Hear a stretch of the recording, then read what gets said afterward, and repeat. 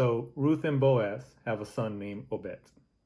Obed has a son named Jesse, and Jesse ends up having a son named David, King David. According to the writer Matthew, after David, 26 generations later is when Joseph is born.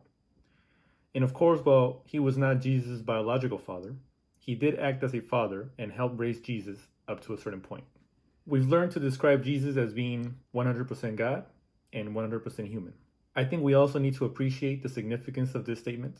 You or someone that you may know might have taken one of those gene tests, the ones that reveal your ancestry composition. Whatever the result, the numbers will always add up to 100%. Going above 100% is impossible. You can't be more than what you really are. Overall, we can't be more than 100% human. But Jesus was the exception because he was a supernatural being. He had the ability of being 100% human and 100% God. I imagine being 100% God was no problem. It actually sounds pretty awesome to have his powers.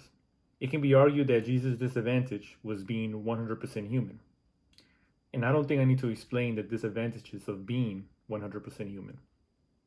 Maybe the biggest disadvantage of being a human is having the ability of sinning with our minds. This is why the Gospels often stated that Jesus prayed constantly in order to keep this under control. While at a disadvantage, it was very necessary for Jesus to do this. Why? Because Jesus came down to prove that it was actually possible to live as a human under the laws of God. You see, even in Jesus' day, people complained that the laws of God were too difficult to follow, that they were so strict that no human could ever be so obedient, that we didn't stand a chance to making it to paradise. Think about it. You had great men like Noah, Abraham, Moses, and David. They were men of God. They explicitly carried out God's plans for his people. Yet, regardless of their relationship with God, they still failed at remaining sinless. And if they couldn't do it, then how can I? There's just no way. So in the midst of this timeline, a baby is born.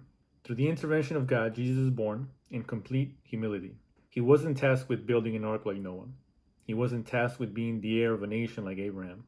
He wasn't tasked with leading a nation out of Egypt like Moses. And he wasn't tasked with being the king of Israel. What's interesting is that Jesus' task was more humble than this, but it was also way bigger than any task that any man had ever received.